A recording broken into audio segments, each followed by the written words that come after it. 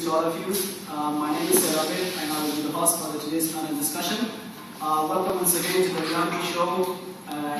Today we are very happy to be mainly talking about one of the famous and dominant issues of the world, which is Israel-Palestine conflict. Ladies and gentlemen, as you all know that Israel-Palestine conflict has started in the late 19th century and is currently still going on. So, for that to discuss it in a great forum, we are having our four genius, smart and intellectual complexion with us in our today's panel discussion. Let me introduce them one by one to you. On my right, Khader Shuakri is an Ethiopian political analyst from the School of Al-Bukhari International University. Next to her, Madam Tania Allan, lecturer of Al-Bukhari International University. On my left, Dr. Muhammad Shammed from the Islamic Research Foundation, University of Khader. And last but not the least, Abrar Hussain, Associate Professor of Al-Azhar University. Once again, welcome to the reality show, ladies and gentlemen. I hope you will not be bored. Stay tuned with us. Let me start with the first panelist, Abid Saidy. Abid, as you know, that Israel-Palestine conflict has been one of the dominant issues of the world in the late 19th century. Hence, based on your extensive knowledge and your current research, could you please highlight what is Israel-Palestine conflict all about and what are the root causes of that, please? Thanks, moderator, for your time for question. Before I answer the question, I would like to greet and thank everyone here, my panel members, respectful audience, ladies and gentlemen. It's a pleasure and great honor to be here with you. And it's time for you to pay attention to this wonderful and interesting event. To answer the question, Israeli-Palestine, the story of the Israeli-Palestine issue is an elastic story. When I say elastic, I mean that it's a story that dramatically changes from time to time, depending on who's telling the story and where they start the story in an objective manner. It means two different people will narrate the story differently. On the other hand, it's a broad theme to go into detail due to time constraints. But for the time being, I will try to highlight and address some useful precedents and root causes of this conflict. The Israeli-Palestine conflict has its roots in the late 19th century and early 20th century.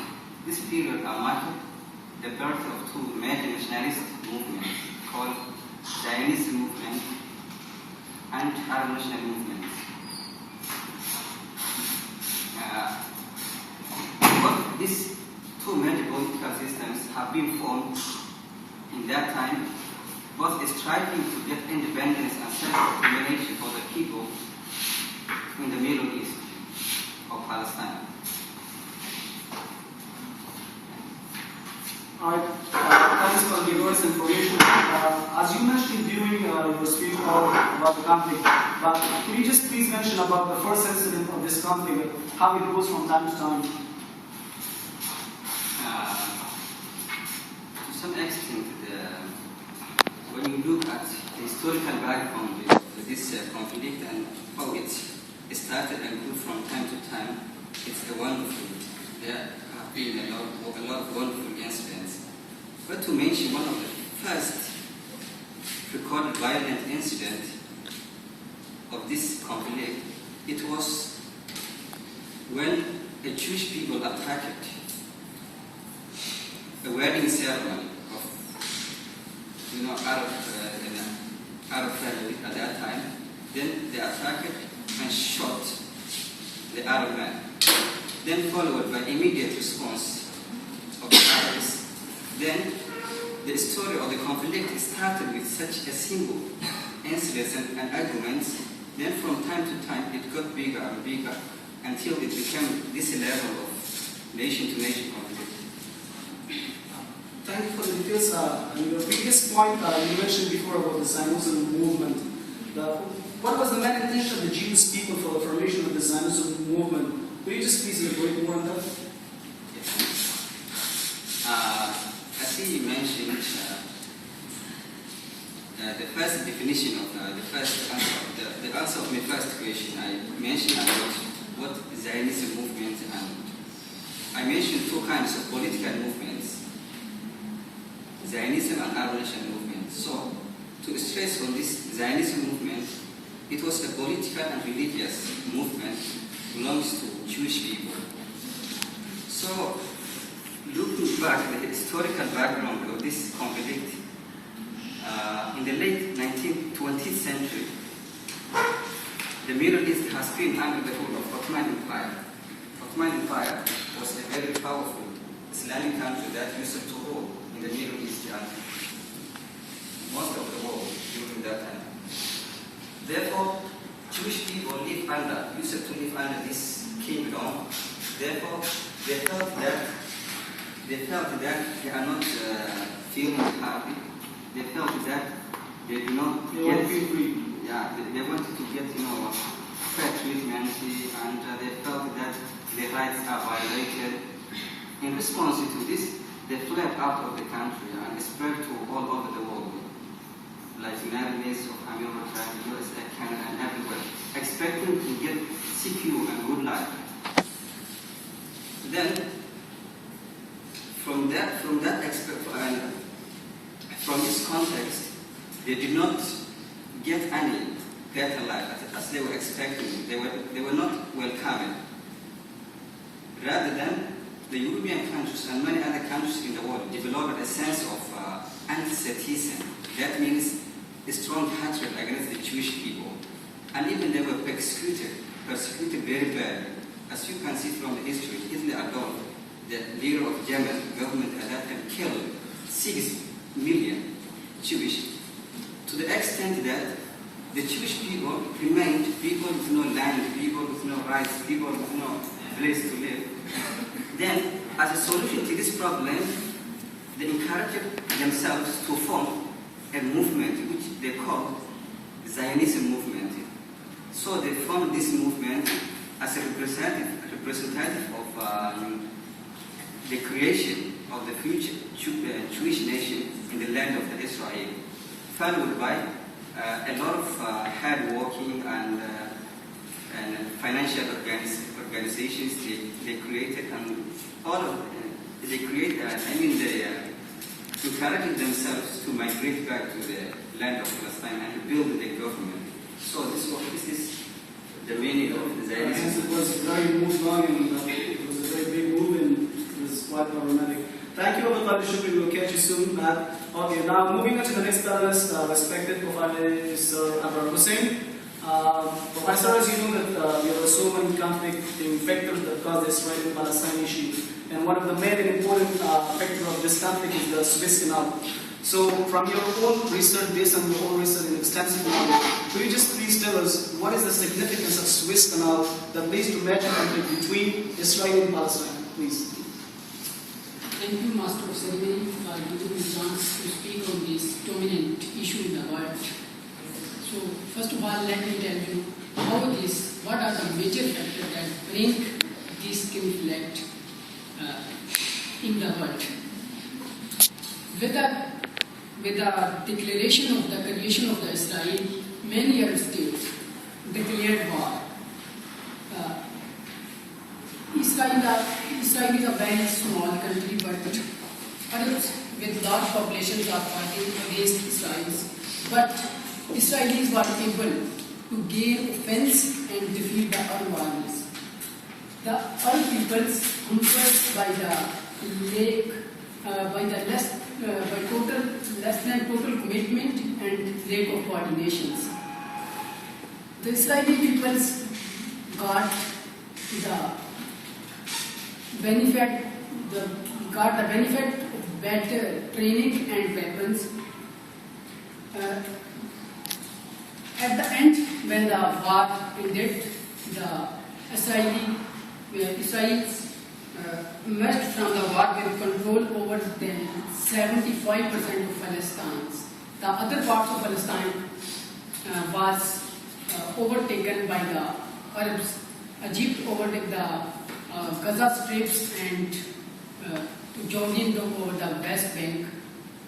As far as Suez Canal is concerned, we know Suez Canal is the world's largest artificial canal. Bears significant roles both in economy and communication between a rich north and poor south since 1869. Peoples from all over the world are doing trade on this canal. So due to this trade, Suez Canal is very important. It is only 192-kilometer long canal that saves 7,000 kilometers water and airways to connect Bombay with London. And every day, 45 ships moves through the canal, meeting up fuel consumptions.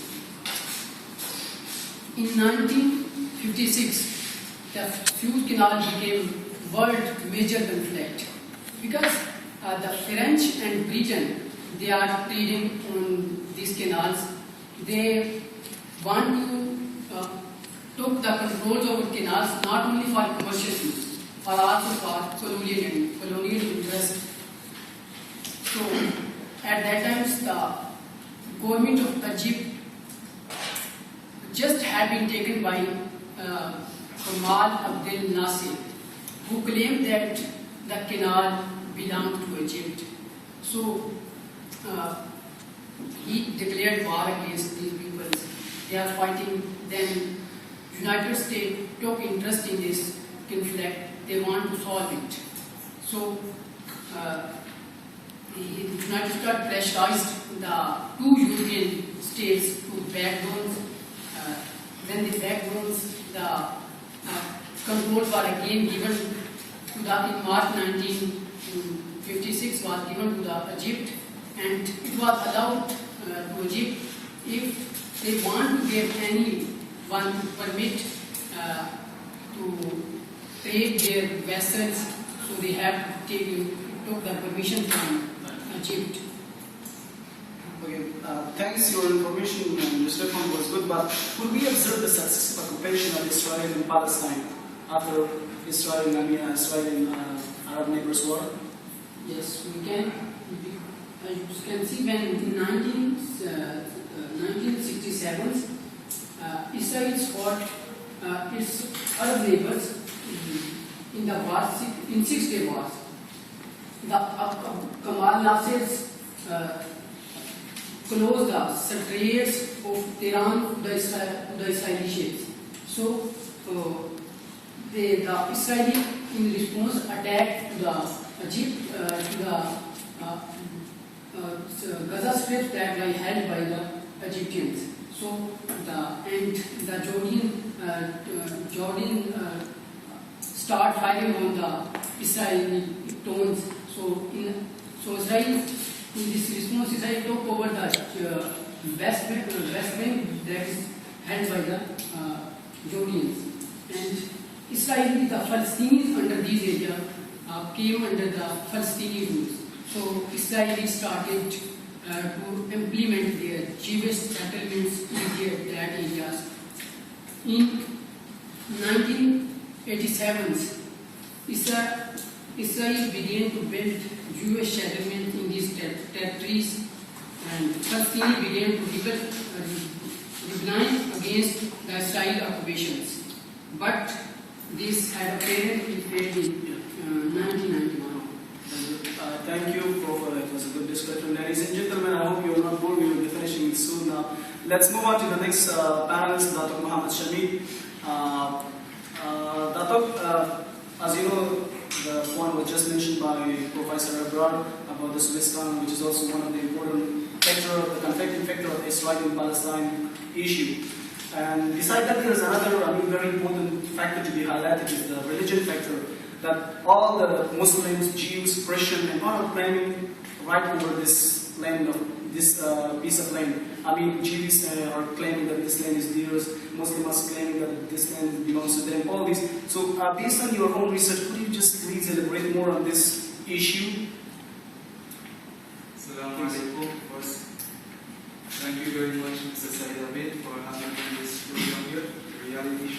see you guys are doing a fantastic job. Just keep it up.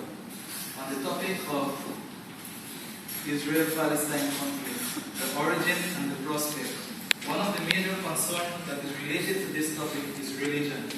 In fact, according to Dr. Allan, who is the founder and leader of the Inter-Religious Coordinating Council of Israel, he said that religion is one of the root problem of this Israeli-Palestine conflict. And the land of Israel is not only belongs to the Jewish people, but it also has some holy city sites for both Muslims and Christians as well. One of the main challenges that Israel is facing right now is how can this piece of land be divided into two people, the Palestinians and the Israelis, and three religions, the Muslims, the Christians, and the Jews. First of all, let me begin by speaking about Jews in Israel. Currently Israel is the only country in the world where majority of the citizens are Jewish.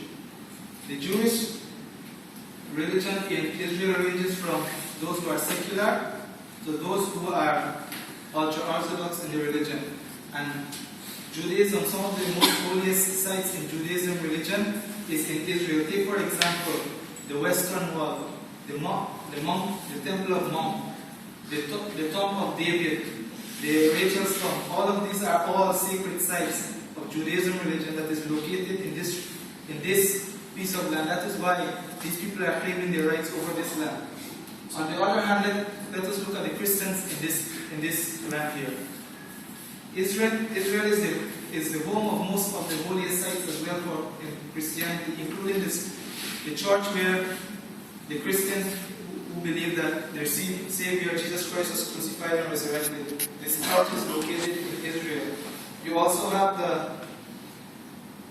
the Mount of Olives, which is also in Jerusalem. And for the Muslims, you have majority of the Muslim population in Israel is 1.4 billion Sunni Arabs. This is most Jewish are majority of the country. Jewish are majority, and for the Muslims, they have the holy temple, Mount in Jerusalem. It contains the Dome of the Rock and also Al-Aqsa Mosque, which is the third holiest site in the Islamic religion. And also, on the final prophet, his famous journey, he ascended to heaven from Jerusalem. So also the Muslim, you can see that the Muslim also have rights in here. But you just highlighted about the religious group in Palestine. Could you just mention some of these groups and what and how special they are to the history? Okay.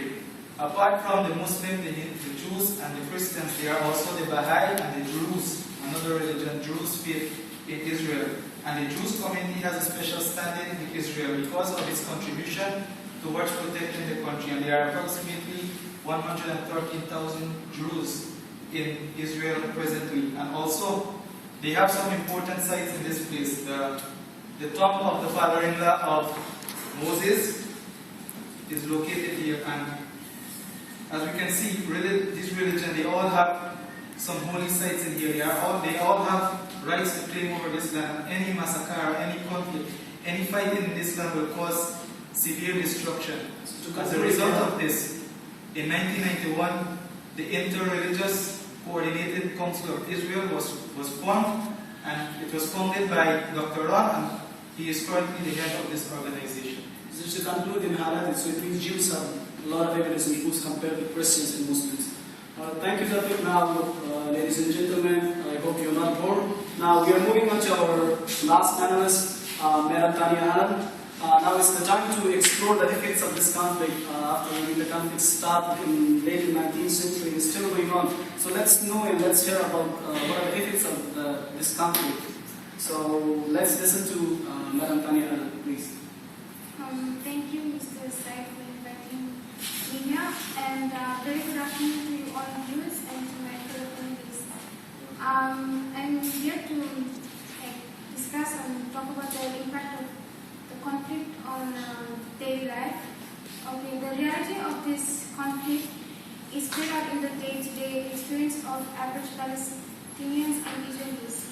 For this reason, today I will focus on the effect of the conflict on Palestinian and Israeli life.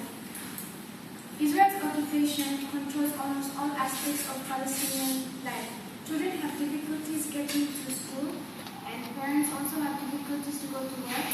The sick and injured to hospitals because the Israelis has put up hundreds of checkpoints and roadblocks blocking Palestinian movement around their own country. Another thing is that human rights workers have documented cases where the Palestinian men and boys are detained at checkpoints without food, water or protection from the elements for hours. But in some cases, they are held in metal cages or required to strip their underwear. In many cases, they are blindfolded and their hands are tied with plastic ties that cut deeply into the wrists.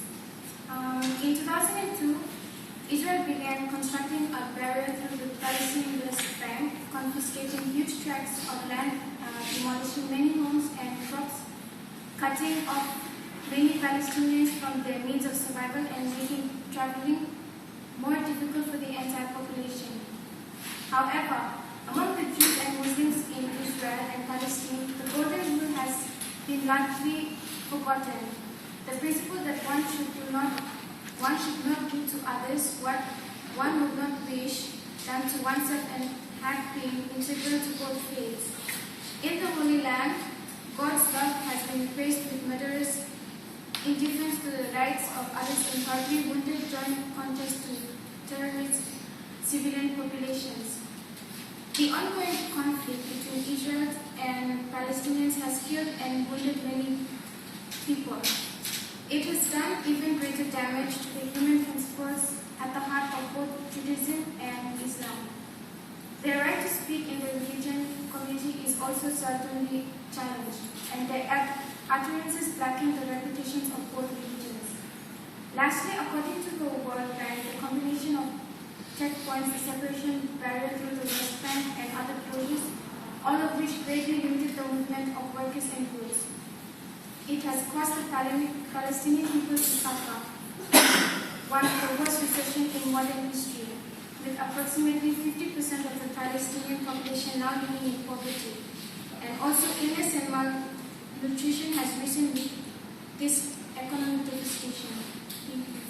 Thank you for the rigorous information. You mentioned during your points about the checkpoints and the roadblocks. Could you just please elaborate more on these points and what are the checkpoints and roadblocks regarding the effects of the Israeli-Palestine conflict, please? Okay, well, there are many checkpoints that are manned by heavily armed Israeli soldiers and sometimes guarded with tanks. Due in large part to the checkpoints and roadblocks, Palestinian movement is severely restricted.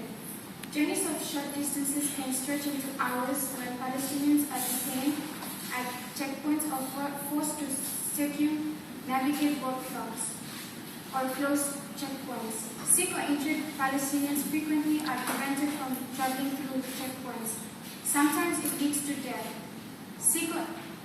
In addition, numerous pregnant women have not been allowed to pass through these checkpoints. And so in many cases, the mother or the baby has died as a result. Between June 2003 and February 2004, 46 women delivered their babies at the checkpoints. And as a result, 24 of the women and 27 newborn babies have died. All right, thank you, ma'am, for the rigorous information and the description. Mr. Khader, I hope you're not bored. I have a last question for you. As you mentioned previously, you give the root cause about the Israel-Palestine conflict and the movement, the Zionism movement, and the respect. But can you just talk, what do you think of the process of the conflict to end the restore peace and Israel and Palestine? Thanks for your question. I think this Israeli-Palestine issue is a very serious issue. It has been the dominant issue of the world many years back and up to now. So far, a lot of disagreements and negotiations have been held, but none of them were fruitful. So according to the perspective, the peace prospect and restoration of peace to this conflict, I think it's difficult to forecast or to predict depends on the conflicting factors. When you look at the descriptions and explanations given by some of my finalist members, they mentioned that religious factors, territorial factors, a lot of factors are contributing to a greater extent. So the conflicting factors related to the land and religion are very serious, and such kind of conflicting factors it's not very easy to reach a solution. So I think hopefully the coming years we will come to the end of this conflict. But I cannot focus, I cannot predict, and just to say. Yeah. We are hoping so. Thanks. Let me challenge with Johnny Bass, you mentioned about the peace, and you go back to the freedom as both of them, you know, the same idea. From your own perspective, can you just talk about the freedom of religion in Israel? Thank you very much. Well, according to Dr. Allan, again, who is the founder of the Interreligious Coordinating Council in Israel, he said that freedom of religion in Israel, religion is free in Israel, it's practiced within the world. However, there are some people who went to extreme, and that is why he came up with this idea of forming this interreligious coordinated council to help in this religious conflict, to control it, because you cannot stop it, because it's very difficult. So he came up with this idea of forming this interreligious coordinated council, and this council has been up and running for some time, and it has been successful. This council comprises of over 70 Christian, Muslim, and Jewish institutions. It includes Jewish, Arab coexistence organizations, museums, universities, etc. Very well, the Jews are the majority. Okay, ladies and gentlemen, we are done with it. Now let's open the floor for the question. The audience, if you have any question, you are welcome to ask from our intellectual panelists. Okay, let's try to have one or two questions from the audience.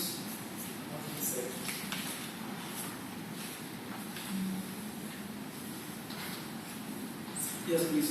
Because no one has. I think this conflict I have heard when I was young, and even my father told me long ago, and it seems like a long-term conflict. It's not only a territory conflict, but also a religious conflict as well.